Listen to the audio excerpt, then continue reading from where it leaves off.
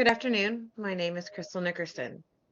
I am sure that everyone here has been in a situation that seems so difficult that before even attempting a task, you ask for help, or that you have had a task that you felt discouraged about as it was really difficult and you doubted that you could be successful, only to find out with a little bit of effort and a change of mind, you can achieve your goal. We all have doubts about our capabilities, every single one of us. For myself, that is my doubt about giving speeches or math problems. But my fears run deeper than that. And because of my mental health issues of anxiety, I doubt my abilities to do a lot of things. And they may just be simple things that some people take for granted. Over the years, I've had to find ways to get past my fears and live my life to the fullest, or you only get by. I faced one of my biggest fears of failure in going back to school.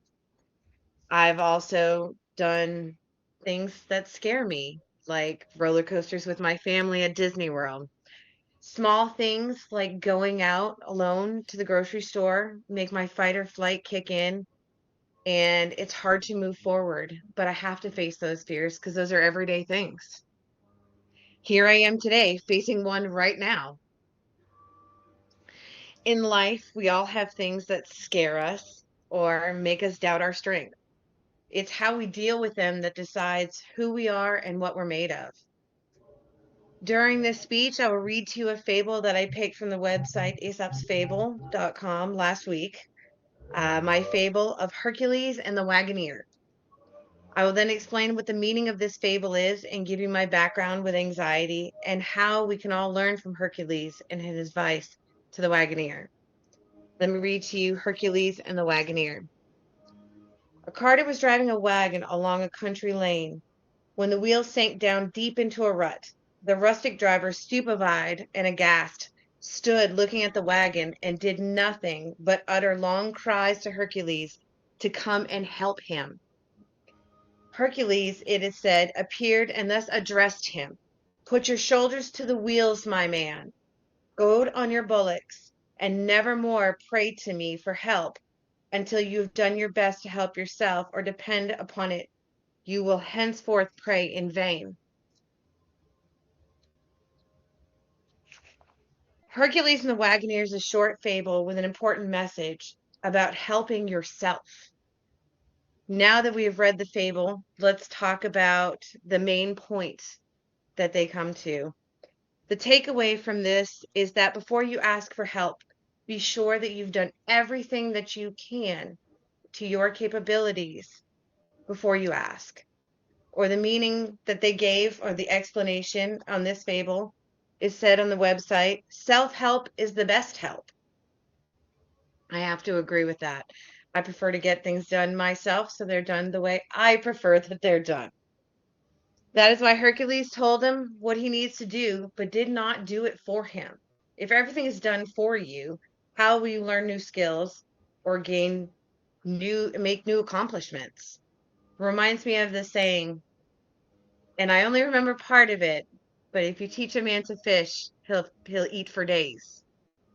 And that's the truth.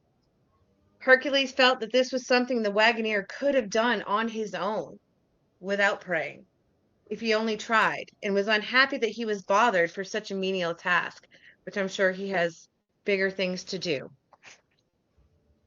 Now, you may be wondering how this connects to myself, and this brings us to the second point. The second main point I want to discuss is when it comes to mental health conditions like anxiety and depression, it's hard to explain the feeling of failure that holds you down. The simple task of making a phone call can be paralyzing, but knowing self-help skills to get you through those situations means living to your fullest and just getting by, which some people do because they can't find their way out of that fear. It may be easier to ask someone else to do that task for you, but that doesn't give you independence and the ability to do things for yourself. I was always afraid to go to college as I was afraid to fail. Nobody likes to fail. In deciding to take control of my life on a whim, I signed up for Sandhills Community College, and I've done amazingly well and have been thinking of going for my bachelor's degree. depending on how these last few classes go. When it comes to difficult tasks for a person with anxiety, they tend to shut down. When things become too difficult, they just give up. I've had to figure out ways to push myself when these times happen and not instinctively have somebody else like my husband do it for me. Though my story is a little different, as the Wagoneer needed to physically do a task when mine is more mental, but we both face obstacles where we're not sure we can do it. We all will face challenges in life. Before we ask for help, we should try everything we can to solve the problem on our own. When we help ourselves, we gain knowledge that will last a lifetime and teach us skills for the next challenge in our lives. Thank you.